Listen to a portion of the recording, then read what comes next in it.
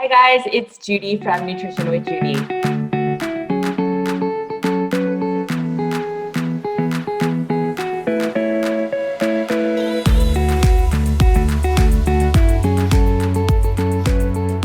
All right, thanks for joining me today. For those of you that don't know me, I am Judy Cho. I am a nutritional therapy practitioner, and I work with my clients to get to root cause healing. And I try to share videos on my channel to help you to find your own root cause healing as well. All right, if you enjoyed this video, please make sure to subscribe, hit the bell, like this video. This allows me to provide you more free content. Okay, so today I had the pleasure of sitting down with Bill and Kristina. They are both PhDs in the realm of omega fatty acids. We talk about everything related to omega fats, what is important in terms of optimal health, and what allows and has been shown in studies to reduce risks of heart disease. We get into specifics. We also talk about, does it matter if we are consuming grass-fed meats over pasture-raised versus conventional? You know, what all matters in terms of our omegas in our blood cell membranes. All right, let's get right into this. Hey guys, it's Judy from Nutrition with Judy, and today I am very excited. I have with me Bill and Kristina, and we are going to talk about all things omega fatty acids. So Bill, Kristina, thank you for joining me today. If you can just talk a little bit about yourself, what got you into nutrition and what got you into omega fatty acids? Well, sure. I guess I should go first since I'm the elder, and my story is part of Kristina's story. So yeah, I got a PhD in nutrition, University of Minnesota, 1978, and then I went and did a postdoctoral fellowship in Portland, Oregon, with a guy named Bill Connor, who was very interested in dietary fats and their effects on lipids.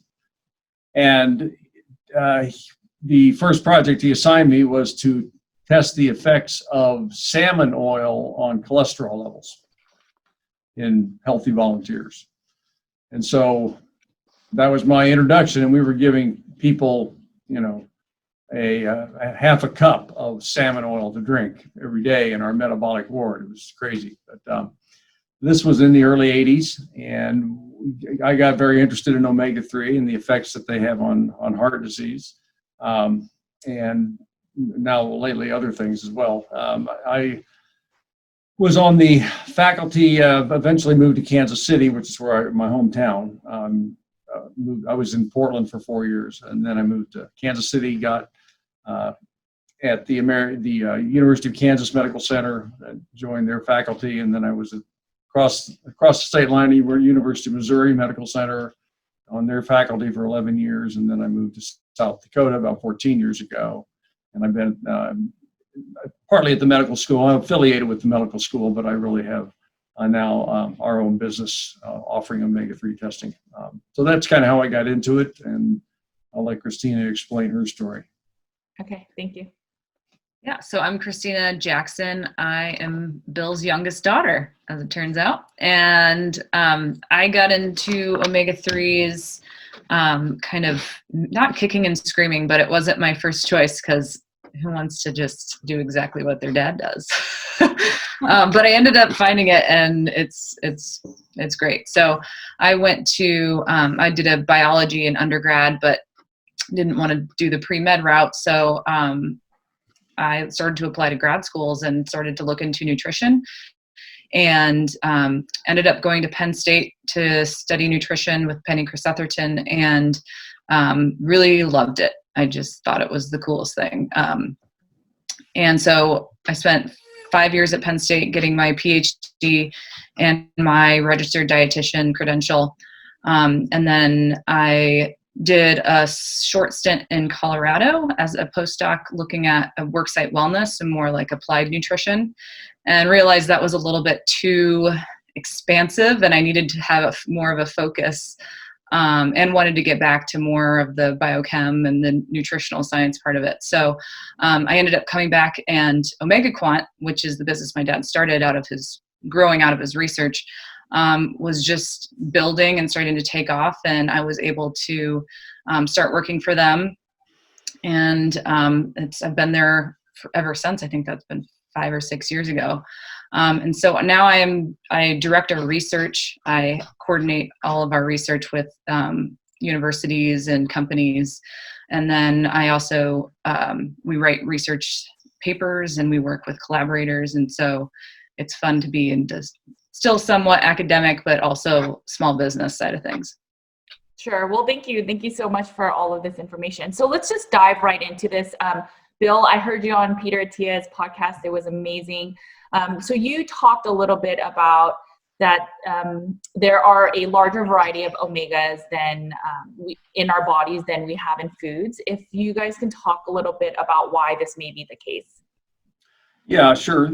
So in foods, there's really only 3 omega-3s, if we're talking about omega-3, that we eat by and large. The largest in amount is alpha-linolenic acid from plant oils. Most of it we get from soybean oil, but the really rich sources are like flaxseed oil, chia seed oil, things like that. That's the plant omega-3. It is really quite sparingly converted to what we'll call the marine or fish omega-3s, which are EPA and DHA. And it's really those 3 that are in our diet primarily. The body then will take those fatty acids and put them, well, for alpha-linolenic, it mostly burns it.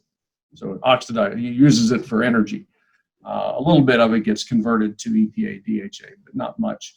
EPA and DHA are not burned very much. The body stores those in membranes with the intent of using them. It's kind of a storehouse for later use. So those are the omega-3. But then there are a lot of different enzymes in the body that will convert the omega-3, EPA, and DHA into a wide variety of other chemical species.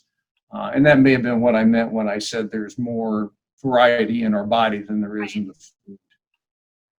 Okay. One thing you mentioned that was interesting was that, if a person were to just consume a lot of saturated fats, that their red cell membranes of fatty acids would not just be comprised fully of saturated fats, that the body is actually a little bit, has its own wisdom and will pick and choose what fats to kind of pull from the foods. If you could talk a little bit about how our body does that. Yeah, I think the point with Peter was to say that people have the idea that your red blood cells or your blood or whatever you're going to measure fatty acids in is a absolute direct reflection of what you eat, and it's not. Because as you said, the body does pick and choose, particularly when it's going to make a membrane, like a red blood cell in the bone marrow. It is very, very picky about which fatty acids it puts in that membrane, because the red blood cell, if you think about it, it's got to be flexible enough to squeeze through a really tiny capillary, and it actually has to shrink to get through it. So the flexibility of that membrane is very important. You really don't control the composition of a red blood cell membrane by diet, except for the fatty acids that the body doesn't make, the essential fatty acids.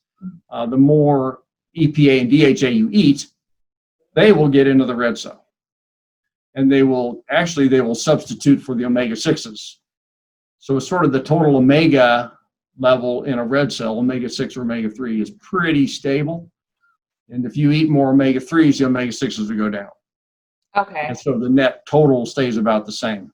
Okay, that makes sense. So that was the next question I was going to ask. So is that if your body has its own wisdom to kind of figure out which fatty acids to use, then why are we even tracking, our omega fatty acids? And then also, why are we told to consume a lot more fish or omega-3s if our body will do its own thing? So it sounds like you're saying that when we do consume more omega-3s, it can actually balance out the omega-6s. Is that what you're saying? So Right. How much omega-3s do you need to eat for, you to see a shift in the blood and things like that? Yeah, I'll let Kristina talk about that one. She published a paper on that recently. Okay. Yeah, so we, the question of how much omega-3 do I need, we get all the time. And it depends. It depends on what your baseline level is. And there's a whole lot about the response in your body that we don't know about. But we do know that the dose of omega-3 that you have in your diet and more specifically in supplements, it's much easier to know what's in supplements than the overall diet, directly relates to your red blood cell level of omega-3s. So we did do this. We wrote this paper where we compiled like 14 studies that we had done the red blood cell analysis on, and they had given different populations a known amount of omega-3 through supplements, and we just compiled those all together to see what is it when someone is at a baseline omega-3 index of 4%. How much omega-3 does it take to get them to 8%? So that was kind of the question that we were asking, and we were able to see what the response was. We had all these different dosages, we had all these different baseline levels, and we were basically able to see that to go on average for someone to go from 4% to 8%, they would need about 1,400 milligrams of EPA and DHA a day. So that's what the calculation basically came out to that. If you're at 6% and you need to get to 8%, that number is lower. I believe it's more like 700 a day. So we have this calculation now that we can help guide people and give them an expectation of, if your baseline is very low, you're likely going to need to take a pretty high dose to get to 8%. If you already have a good amount of fish in your diet, you won't need to add as much in supplementation. You want to talk about what the omega-3 index is? Probably should do that. Are? So the omega-3 index is the amount of EPA and DHA in a red blood cell, and it's a percent. So it's EPA and DHA over the total fatty acids that make up that cell membrane. And in 2004, my dad and Dr. Von Schacke established a cut point for the omega-3 index to be related to heart disease and specifically sudden cardiac death risk. So they found in the literature that people who had an omega-3 index less than 4 were at a greater risk of suffering from sudden cardiac death, and people who had an omega-3 index above 8 were at much less risk. So 4 and 8% are kind of a low target and a high target for the omega-3 index. And so we've really started to focus on the high end at the 8 to 12% range of the omega-3 index to see being in that range. We've seen over and over again through the last 15 years that number, that target, has been verified in large cohort studies that it is protective for heart disease. But we're also starting to look at brain health and longevity and eye health and joint health, and what does being in the range of 8 to 12% mean for overall health. Because what's interesting about measuring a red blood cell is that is somewhat reflective of other tissues in the body. So it's a status in their body where you have this, that's the amount of omega-3s you have on board, ready to be active in the body. And so it's been, we're definitely expanding beyond heart disease now, but we have a very strong base in the heart disease literature. A few questions from just what you said. So in terms of these studies, how did you differentiate between the participants? So was it that that all the diet was kind of stagnant and then certain people were eating more omega-6s? How did you determine that it was truly just the fatty acids? Yeah, I think and Kristina can elaborate, but in the study she was talking about, again, we pooled the results of 14 different studies that were all, placebo-controlled trials. So everybody in the study was getting a pill. Gotcha. Half of them were getting omega-3, half of them were getting an inactive pill. And so, and in all the studies, people were told, just don't change your diet. Gotcha, okay. Don't, just leave it alone. So the only thing that really changed was the omega-3 intake in the active group, and the placebo group, they didn't change. So that's really how we know. That makes sense. What have you seen with omega-3s from supplements versus getting it from fish? Is there a difference in bioavailability in terms of having a faster shift in the blood cells at all? Or I think in general, fish tend to have a greater bioavailability because it's in a food. Your body is ready to absorb the fat. It's the best way to get it, in our opinion. But it's also in fish. We don't know exactly how much is in fish, and it can vary. The levels can vary in fish based on their diet, and so it's a less consistent intake for a lot of people as compared to supplements. So people who use just fish to increase their levels, it usually takes longer compared to someone who supplements. We also looked at about 3,500 people who we had tested. We'd also asked them very basic questions about their diet. And we saw that people who weren't taking a supplement needed to be eating fish 3 or more times a week to be able to have an omega-3 index close to 8. So it's a every other day or a daily fish intake if you're going with fish. And that's also consistent with cultures that eat fish. Japan is the one we always look at, and their average level, omega-3 index level in their population is about 9. And it's just their diet. They eat fish all the time. And so it just clearly reflects fish intake. But in the US, we don't eat fish throughout our whole lives. So often taking a supplement is a much quicker way to get a higher dose of omega-3 and to know exactly what you're getting. And the omega-3 index in and of itself is a slow biomarker. It's kind of like HbA1c for glucose. So it's a kind of about 4 months of your diet is what's incorporated into the cell. So it's a slow diet marker anyway. And then if you're using fish, that's also kind of a slower process. So fish is probably more bioavailable on the whole, but supplements are typically a higher dose and easier to know what you're getting and easier to remember to take. Sure. Are there fish oils that you recommend? I know that there are some concerns in the community where, if you eat polyunsaturated fatty acids, that they're, more, there's a higher chance of oxidation, that even in the dark green bottles, because of heat, whatever the reason may be, that they may oxidize and even if you eat just fish, there's a ton of mercury. So maybe it's just better not to consume fish, and then maybe just consume lamb, because lamb has omega-3s. What is your experience been with fish oils, oxidation, and even consuming fish in terms of mercury content? Yeah. I'll let you take the fish oil. Okay. And you can talk about mercury. Yeah. Fine. Fish oils get a bad rap. They are not oxidized. I mean, every time a big study is done where the researchers just go to the drugstore and pull bottles off the wall and take them to the lab and analyze them, they find that there's just minuscule amounts of oxidation.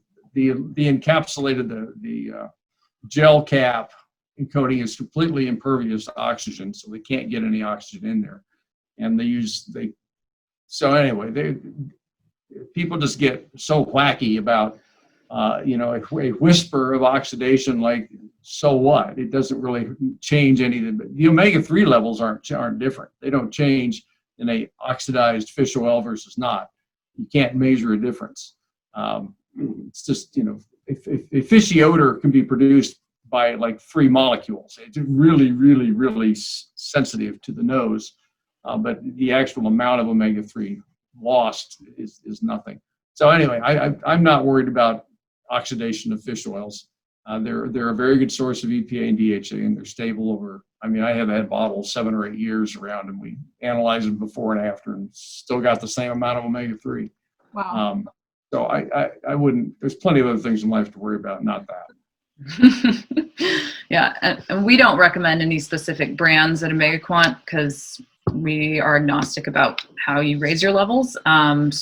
And we work with a lot of different people that are testing out different formulations, and it's just changing all the time. So what we say is take whatever type of fish oil that floats your boat. If it's environmentally, if it's a sustainable fish oil, if it's algal, if it's there's all different kinds. But we do say test yourself, get your omega-3 index tested, take your supplement that you like, and then retest. That's the best way to know if it's actually working, because it's getting in your body.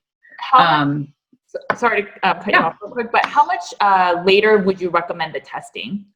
would say 3 or 4 months. Okay, that's what I thought. Yeah. Sorry. Yeah. So then the fish question is, it's unfortunate that our fish have pollutants in it, and it's because we have polluted oceans. It's not the fish's fault. But most of the fish that are available to us to eat are low in mercury and below the toxicity levels, and our toxicity levels are set at a very conservative level. The only one that I would maybe be a little careful about is some of the tunas, because those are very commonly eaten, and some of those have higher mercury. So those are more like a once a week kind of thing. But salmon is very low in mercury, and herring and mackerel and sardines. I mean, typically the smaller the fish that you eat, the less chance it's had to collect more pollutants. So if you can learn to like sardines and herring and mackerel, then that's a really good option. Those are really potent fish. But the bad fish are swordfish. The bad fish with regards to mercury are swordfish, tilefish, shark. Oh, I haven't thought about this in a while. What's one? King mackerel. King mackerel, maybe one of the big-eyed tunas. It's like big game fish. Right. I think it's the big game fish because I guess the thought is that they eat a lot of the smaller fish, and then it's just the mercury accumulates, I believe. Mm-hmm. Yeah. But in general, you're saying you don't have to worry too much about it. Maybe like if you're eating salmon, you don't have to worry too much about the mercury, that the omega-3s are much more, beneficial, and you don't have to worry about the nuances. Right. And, we just published a paper with a consortium, or I was part of a consortium that published a paper looking at fish intake during pregnancy and cognitive outcomes in the kids. Okay, how's their brain developing? And it was not an omega-3 supplementation studies. These are fish studies. Okay, and we found across the board, the more fish that women ate while they were pregnant, the better for the development of the brain. IQ scores were higher on average, like 7 points higher.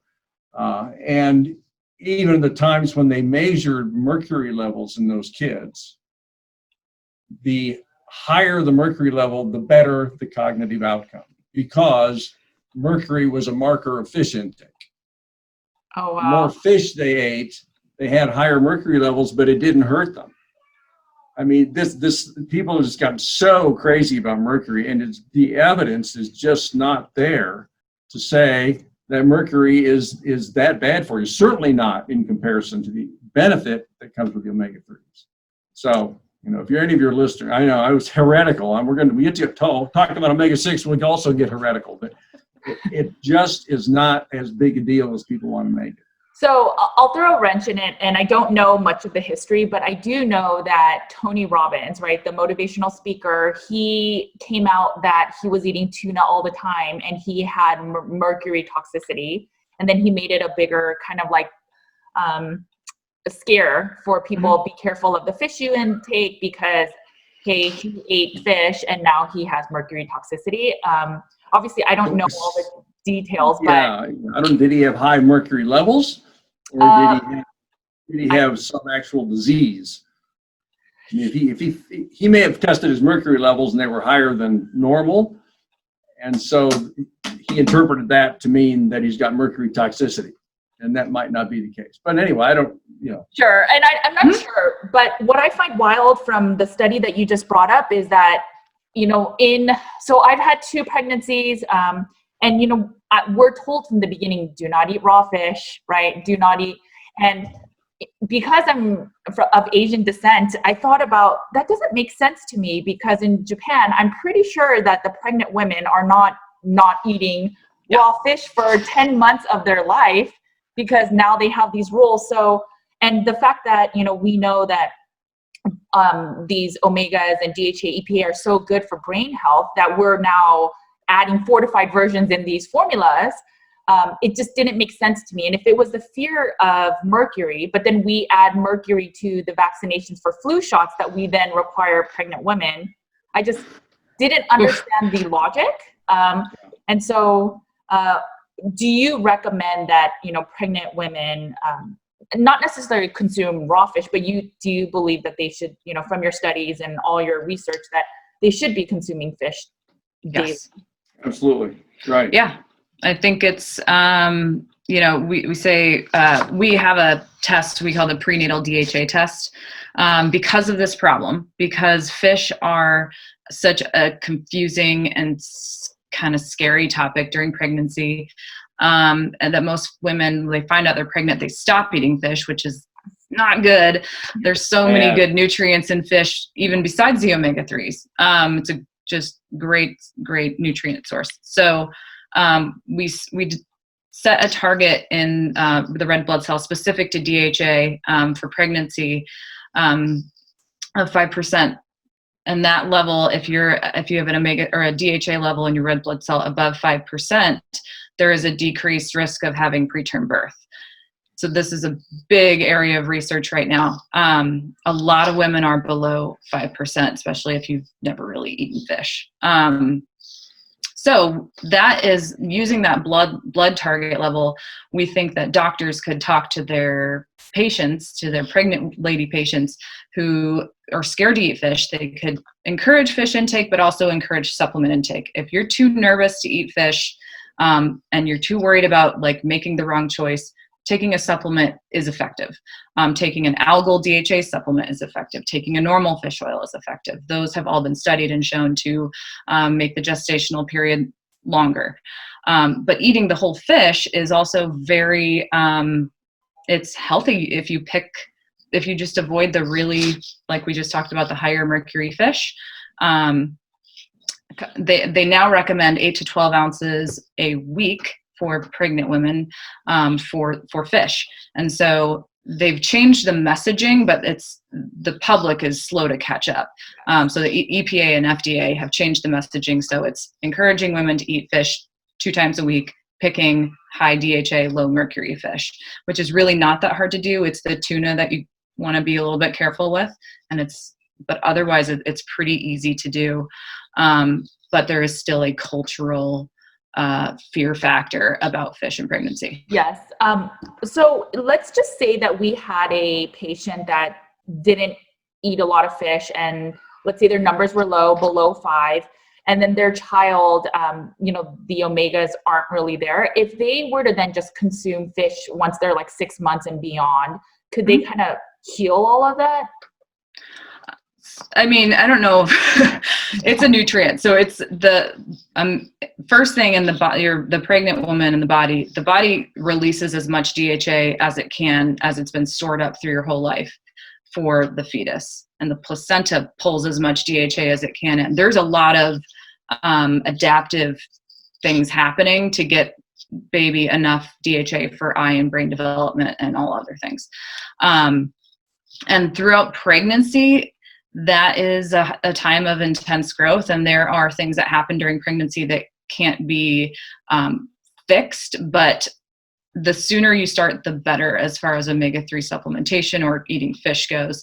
And if you start eating fish, if the mom starts eating fish or that's 6 months and is breastfeeding, then her breast milk levels of DHA and EPA will go up, and that will help with the brain development because it's that first 1,000 days. So up to age 2, really getting EPA and DHA in mom's diet and in baby's diet is really good and important.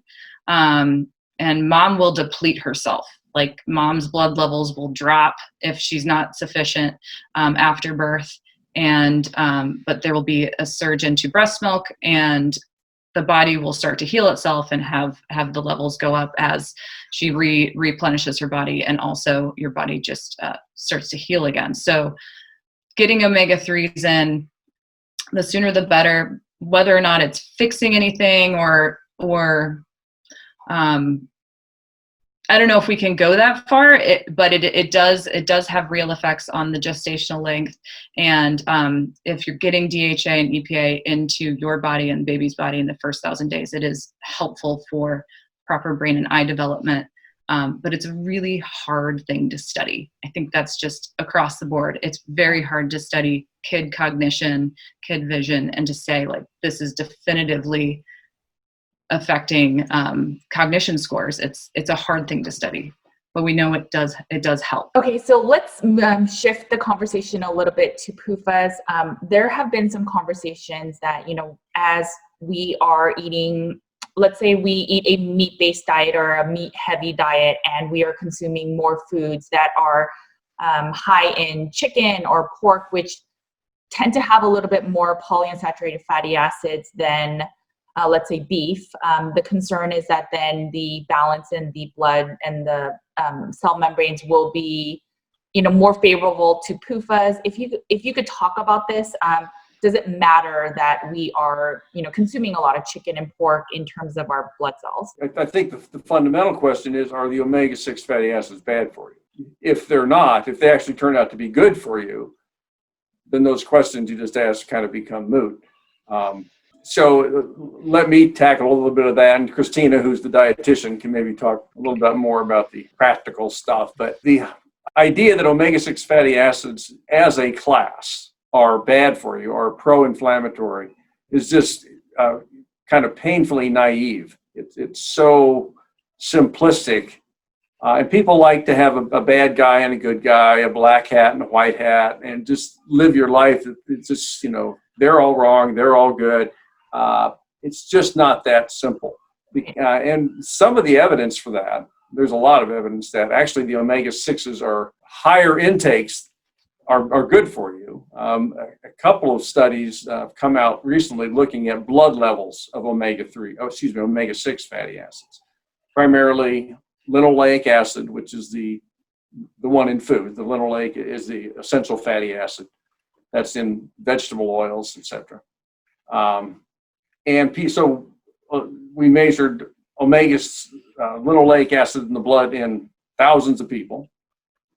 And then they were followed over up to 15, 20 years for developing heart disease or diabetes, okay?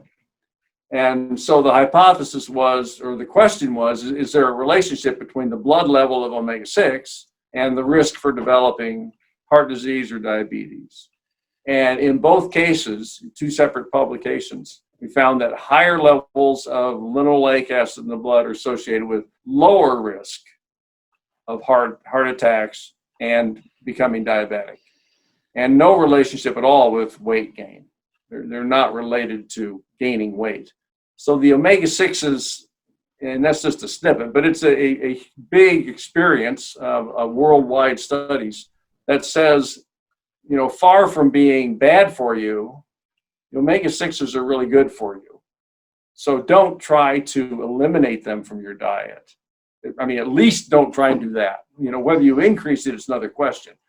But don't go out of your way to remove omega-6 from your diet.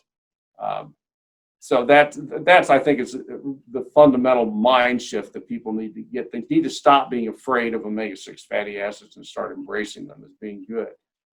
So this is controversial. There's no question. Yes, I understand that. So let me throw, I'll just put in kind of status quo. So why is it then that we are so focused on, the ancestral diet was, 4-to-1 omega-3 to omega-6s, and the reason now that we have all this, modern disease, inflammatory diseases, metabolic diseases, all because we're consuming way too many omega-6s from vegetable oils that are causing our omega-6 ratios to be at like thousands versus 1, right? So 1,000. why answer those questions. Okay, number one, ancestral diet. Okay. Who really knows what we ate as ancestors, first of all? 10,000 years ago, who really knows? So somebody's making some guesses. Number two, the ALA, what they're talking about, omega-6, omega-3, this is part of the problem with that ratio, is it's so non-specific. Because the omega-6 can be linoleic or it could be arachidonic. It doesn't say, it just says omega-6 and assumes they're equal. And the omega-3 could be the plant omega-3, or it could be the marine omega-3s, but you don't know because it just says omega-3. And to imply that all omega-3s have the same actions and all omega-6s have the same actions is just not true. So making a ratio, I mean, I love one quote I saw in a paper about this. The guy said, what's the deal with omega-6, omega-3 ratios? It's good versus good. Why are we doing a ratio of this? And so the part of the problem is that, number one. Number two is the whole presumption that our ancestors were so much healthier than we are. And they died at age 35. Right? I mean, this is, the ancestral diet. People were not living long enough to get heart disease or cancer. Right? They're dying of infections. They're dying of snake bites, of animal bites. They do not develop those diseases. They didn't live long enough. So now we live longer. And is that a bad thing? That we're living longer? No, it's not a bad thing. So that kind of logic just doesn't make sense. I mean, we seem to fall in love with this idea of the noble warrior, or the noble savage, and they're so healthy, and well, they aren't that healthy. And we don't, another thing, let me go on to the ratio, 4-to-1, okay, 1-to-1. You can have, eat 1 milligram of omega-6 and 1 milligram of omega-3, which is completely insufficient. And your ratio is 1-to-1. You got a good ratio, right? Because they're 1-to-1. Or you can eat, 20 grams of one and 20 grams of the other. 1-to-1. You got the same ratio. The ratios don't make any sense when we're talking about these fatty acids. You need to talk about what's the actual amount you're eating. Because a ratio can be, you can eat huge amounts or almost none, have the same ratio. Right. And I agree with that. I remember doing some kind of just side research where I looked into ratios, and some of the vegetable oils, the ratios weren't that bad because they had omega-3s, whatever form it was. But if you actually looked at the numbers, the omega-6 was in the 10,000 ranges. Versus if you were to maybe eat pork, or I forgot which exact food it was, but a whole food, the omega-6 to 3 ratio, that food had a much higher ratio. So it almost looked like you should consume, like, I don't know if it was canola oil, I forgot which vegetable oil it was, but if you looked at the actual the numbers, that's where you start seeing the differences, right? So I agree with you. I think the ratios they don't tell the whole story. And like you were saying, it also doesn't tell the differences. How does our body absorb it? What kind of omega-3s are they, right? So they're all different. So it makes sense what you're saying. Yeah. And I'll follow up. Food levels. And then the other kind of contextual issue is that often when we look at populations and studies and we see all this disease in people who have a very high omega-6 diet, it's very infrequent that they have both a high omega-3 and a high omega-6 diet. So they have a high omega-6, but also a low omega-3. And so which one of it is it? And we see a lot of evidence that increasing omega-3 solves a lot of the issues, not necessarily like weight gain and insulin resistance, any of that. But when you take omega-3, when you increase your omega-3 index, it automatically decreases your arachidonic levels. They replace each other in the membrane. So you kind of fix both just by looking at dealing with one side of it. And we know that increasing omega-3 intake is beneficial for health. We don't necessarily know that specifically reducing omega-6 intake alone is good for health. And so if we focus on one side of it, it kind of fixes both of the issues, at least at the cellular level. With regards to pork, beef, chicken, and omega-6s, I looked up some numbers on the USDA nutrient database. And I did chicken breast, pork tenderloin, and beef tenderloin, just looked up their fatty acid profiles. And in a serving of about 3.5 ounces, 100 grams, chicken breast, pork tenderloin, and beef tenderloin are very low in fat. It's got 3 grams in a chicken breast, 4 in pork tenderloin, and 6 in beef. So it's pretty low. Total fat. Okay. In the chicken, you get 0.6 grams of linoleic acid. In the pork, you get 0.6 grams of linoleic acid. And the beef, you get 0.3 grams of linoleic acid. It's not a lot. But then I also looked at pork sausage. And pork sausage has 26 grams of fat. So we're going from Pork tenderloin has 4, pork sausage has 26. It has 4 grams of linoleic acid. It has more fat, it has more omega-6. But what does a processed food also have more of? Sugar, salt, preservatives, and other, so if you look at that and you eat a ton of sausage instead of eating the natural cuts of meat, you're getting more omega-6, but you're also getting a lot more processed. You're getting all the other things that come along with processed foods, and you're going in and picking out, there's more omega-6, and that's what's wrong with this food. Sure. So you know what I'm saying? Right. And no, I completely understand. But what if we were to say, so there are studies out there that say if you consume like pasteurized eggs versus conventional eggs, and also if you consume grass-fed beef versus conventional beef, there are studies that the organic versions have a little bit more omega-3s, and therefore you should consume the omega-3s. Yep. Is that, do you think that? Well, you said it right. A little bit. Right. A little bit. Little bit. Yeah, the level of the omega-3s, say in a grass-fed versus a grain-fed pork or beef, might double. Might be twice as high. So instead of 2 milligrams a serving, you might have 4 milligrams a serving. If you express it as a percent increase, it's like, wow. If you look at the actual amount that you get in a serving, it's going from nothing to a little bit more than nothing. No, I agree. Yeah. Okay. So it's just a matter of perspective. You don't eat grass-fed animals to get your omega-3s. And you eat fish. Yeah. Okay. It's the EPA and DHA level in cow or pig foods is not going to move your omega-3 index. So if you're eating picking grass-fed and hoping to see an increase in your omega-3 index, your omega-3 blood levels, you won't see that. It will not show up. It's not potent enough. Fish, you get 1,000 milligrams in a serving if it's salmon or one of the more potent fishes. So that's just so you can eat that. It's a great it's a great thing to eat, but it's not the omega-3s that you kind of think you're getting potentially. Sure. And some eggs, though, they do feed fish meal specifically to increase the EPA and DHA, and that does incorporate, and you can get it from eggs.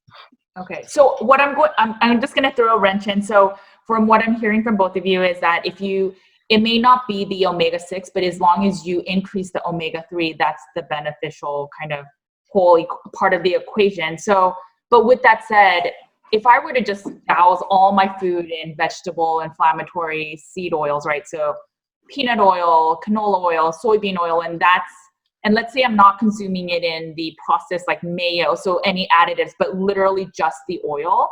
But then I'm like, okay, I'll just take a ton of fish oil. Would that make me healthier? Probably have a lot of diarrhea. That much fat, pure fat.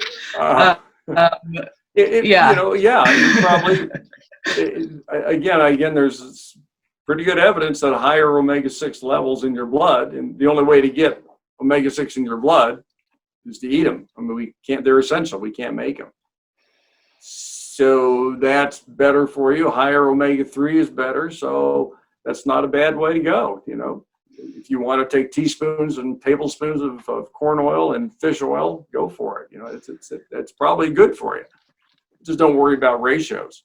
Wow. So when people say that vegetable oils are oxidized and they're the ones that are causing inflammation in the body, and the inflammation is what leads to a lot of the metabolic disease, insulin resistance, your take is that's not true.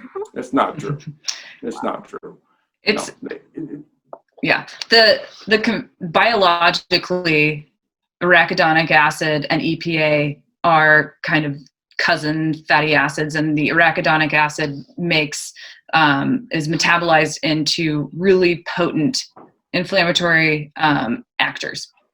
But then the EPA is also metabolized into the resolving mediators. And you need both sides of this to respond to any event that where inflammation is needed to fix the problem. If you have a cut, If you are sick, you need that inflammation. This is essential, but you also need it to be resolved. And what happens is most people have enough potent omega-6, have enough to have that inflammatory response that's appropriate. They don't have the omega-3 side that resolves the response, that calms down the body, that lets the body heal from that inflammatory response. So there is this biological pairing of the two that we get in our heads, and it's really fascinating. But the part that's missing is for a lot of us is the omega-3 side, is we're pretty deficient in the omega-3 side, so we don't get the full healing. And it's not that the omega-6 side is that out of whack, we think. It's more that we don't have the other side, the healing side of that process. And that is kind of simplified, and that builds into the narrative of omega-6s are bad and omega-3s are good.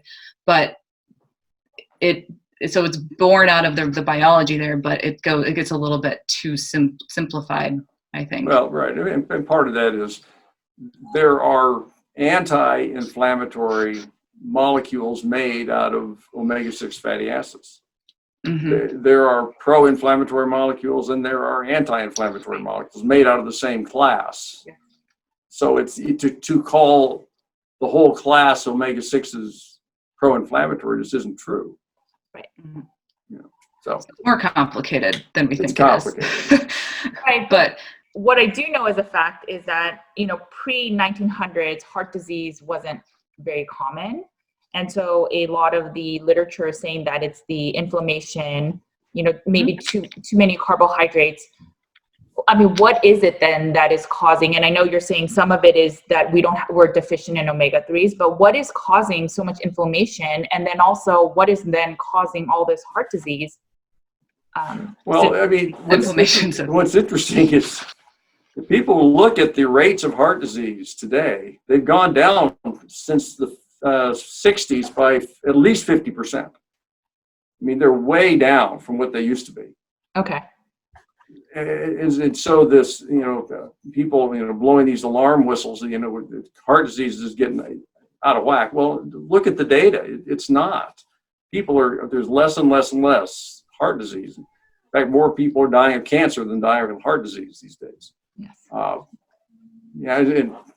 And it's a lot of the heart disease death is in 80s and 90s, which is kind of hard. What you really care about is premature death from heart disease, and that's way down. And is it because we have statins now? Well, who knows? Is it because we're not smoking as much? That's probably a helper. But the inflammation side, I mean, to me, you want to get into the overweight, the adiposity causing inflammation. I mean, we're eating too much and we're sitting around too much. It's just about that simple. We need to eat less and move more. And it's not any one nutrient that's causing all of this problem. It's just us sitting, what we're doing right now, sitting looking at a screen. And then the food we eat, well, Kristina could talk about that, and you know about it too, Judy. I mean, yeah, a lot of the food we eat is crap, and it's not because of the omega-6, because of the sugar, all the other stuff, primarily the sugar. That's really a problem. Yeah. Simple carbs and all that. Yeah,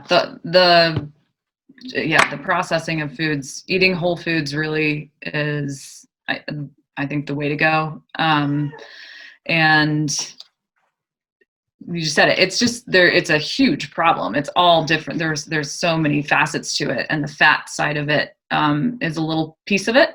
And as far as just like inflammation is such a global effect in your body. There's so many things that can cause it. I mean, stress, looking at your hormonal status, gut health, pollution.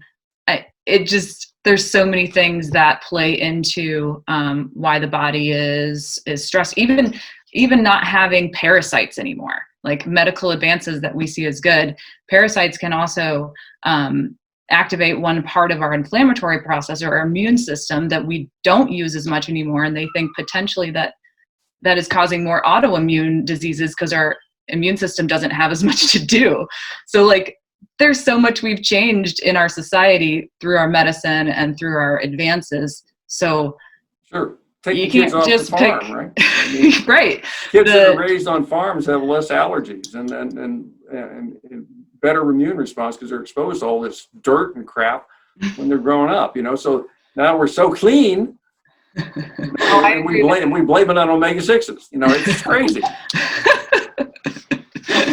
It's just a lot. There's a lot going on. Yeah, no, and I agree with that. I mean, I do believe that I think the reason why, the kids that grow up in farms, they're exposed to so much dirt and good gut bugs, right? They're not exposed to as many, even environmental toxins. I had a classmate in my nutritional studies, and she literally, her gut health was destroyed. And so she had this like grandma tell her, go run around in like cow feces, like manure. And that was the only way she healed. And it's crazy for years of wasting away. And so it's pretty powerful. So I it's like fecal transplants. Yes. Yeah, fecal transplants. It's wild. Yes. And I'm just, but you know what, I guess what I'd ask you guys then is, in your world of things, what would you consider to be an optimal diet for humans? What's it called? Pesca Mediterranean, something like that. Okay. So high fish though. High fish. Yeah. And a lot of fresh vegetables and other meats. Now, again, I'm not anti keto diet particularly.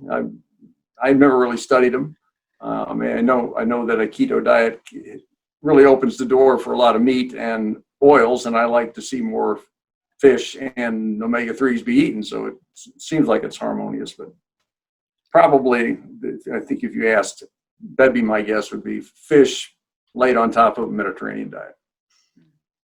Yeah, I think there's so many. The diet can vary so greatly by your climate and by your culture, and the body has adjusted to that in so many different ways. So I don't think there's one best diet for everybody.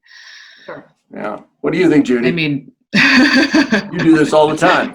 What's your answer to that? I do think that if your body can tolerate certain vegetables that have less anti-nutrients, then I think that's, beneficial. I do think fish is very important. And this is a question that I forgot to ask you, and the reason is because a lot of my clients, they eat a very meat-based diet. So they eat primarily meat. Some of them go and they just go for the natural pasture-raised, grass-fed, etc. And they eat a lot of the organ meats, which have more nutrients, right? Or they'll eat some of the salmon roe or fish roe. So they're eating a very, very nutrient-dense diet. But then their results show that they're fatty acid deficient, or they're even deficient in a lot of B vitamins. And so I was going to ask you actually that, what causes people to be fatty acid deficient in these functional tests? Yeah, I mean, if you measured, blood levels of linoleic acid, I mean, that's how you could find out if you're deficient, because that's an essential fatty acid, and deficiency has to be related to a fatty acid that you can't make on your own. Well, let me ask you another way. So what are signs and symptoms of fatty acid deficiency? Scaly skin. Scaly skin, okay. Yeah. that's the classic. That's the classic. When you say scaly skin, do you mean like dry skin, or because I know that if you are fatty acid deficient, I've heard that the body will pull the fats from the skin in order to sort of make hormones and other items that may be of more priority. But what do you mean by scaly skin? Do you mean dry skin? Yeah, I'm not sure what I mean. Because it's so, as far as I know, it's so rare. Okay. It could be it's almost, nobody sees it unless you're on total parenteral nutrition. Okay. You're getting all your food by vein. Yes. You can't eat, and they give you a emulsion by vein that doesn't have any linoleic acid in it, and those patients got scaly skin. They put vegetable oil in the emulsion, and it went away. And they said, "Oh, that's essential fatty acid deficiency, because they didn't give them any essential fatty acids. So that's the classic. The two things I notice and that have somewhat of a more noticeable effect on when you have a low omega-3 level and you get it higher are dry eye and joint pain. Those are two things that people will say that they notice, because a lot of the stuff going on with the omega-3s and the heart disease specifically can't feel. But those are two areas where, especially if you take a pretty high dose, people notice that their knees feel better, and there's research to back some of this up. And the dry eye is also something that people studies have been able to show that omega-3s are helpful with. Well, so I was talking about essential fatty acid deficiency, classical. Right. You're talking about omega-3 deficiency in a way. Gotcha. Yeah. Right. Yeah. Right. Okay. Well, this has been really helpful as we're closing. I mean, what I'm hearing from you, I was going to ask, what would be your advice for the people viewing this? It could be in terms of nutrition, in terms of omega levels, like what would be sort of kind of like your tip? Testing your blood levels is really important. If you don't really know what you're getting until you can see what's getting into your blood. And so testing, making sure you're getting, if you're paying for a supplement, make sure you're getting what you're paying for. And getting into the 8 to 12 zone for the omega-3 index has been shown to be very good for overall health. Yeah, and I think that's important too. I obviously would hope people are not as worried about consuming omega-6 fatty acids. I mean, the problem in America is not omega-6, it's the lack of omega-3. And if we could just get the omega-3s up, your ratio will get better. Mm-hmm. You like ratios.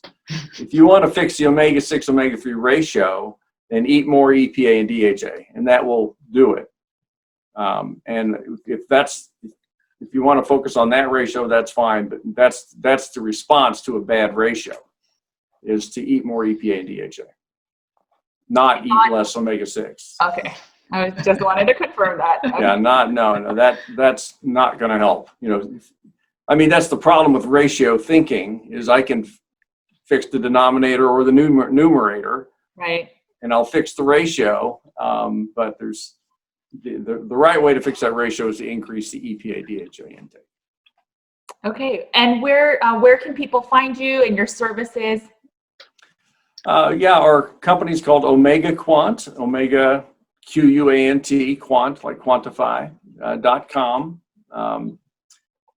We offer dried blood spot testing, so people can just order a test online. They don't need a doctor, and kit will show up. They'll do a finger prick and collect a drop of blood, send it to us, and we'll send them a report, some advice. And we have tests for the omega-3 index, which is the one we primarily focus on. But as Kristina mentioned, we also have a specific one for breast milk. A drop of milk on a card will work too. And then we have one for prenatal specifically, that for women in the, what would you say, mid pregnancy, to test their DHA levels is a good idea. So omegaquant.com. Mm-hmm. And we're on Twitter and Facebook at Omegaquant. Okay, and I'll list all the information in your show notes as well. Great. Do you recommend kids getting tested as well? Yeah, if the parents are interested, there's no reason a kid can't be tested. Kids typically are lower, at least in Western countries, than the average adult. But if you're wanting to increase their levels, then you'll be able to see it in their blood. Do you still recommend the same ranges as adults for kids as well? That's what one of our next big projects is, to see if that's the right range. But I think looking at it as more of a status of, you started out here and then you got here, then you know that your supplementation or your fish intake is working. But getting to 8% for a kid is totally doable. I believe it's safe. But being at 7 and 6% is also pretty good for a kid. So, compared to being at 3%. Compared to be at 2 or 3, they tend to start off really, really low. So, wow. Okay, that's good to know. Well, thank you so much for your time. This has been really helpful. I think people will find this to be very beneficial to, not look at every single food and freak out about the ratios, but really just incorporate some fish. If you can't eat fish, then at least find a quality fish oil. Test yourself to even know if it's all of this is even benefiting you. But otherwise, just eat a clean diet, move, and don't sweat the small stuff like whether you should be eating grass-fed. Yeah, I think people should test themselves with that amount they would have spent on grass-fed pork, right? Or pasture-raised pork. So, Right. well, thank you so much for your time again. Okay, Judy. thank you. Enjoyed it. Bye. Take care. Bye-bye. It was so beneficial to talk with them and understand the importance of omega-3s and eating fish, or at least supplementing if you can't eat some fish. I think the core message that we should take away from this video is that let's keep it simple and not worry about, what types of meats we're eating. I do think that it's better not to eat processed oils. Maybe the omega-6s in these oils aren't that bad, but the processing of these oils, of these seed oils and vegetable oils with the bleaching and oxidation, and one of those graphics will be in my Carnivore Cure book, but it just shows that let's stick to real fats. We just don't know exactly how the body functions. Just focus on real wholesome meats, whether it's grass-fed, whether it's conventional. Don't worry about those little nuances. I think if you just focus on removing a lot of processed foods, the body will take care of the rest.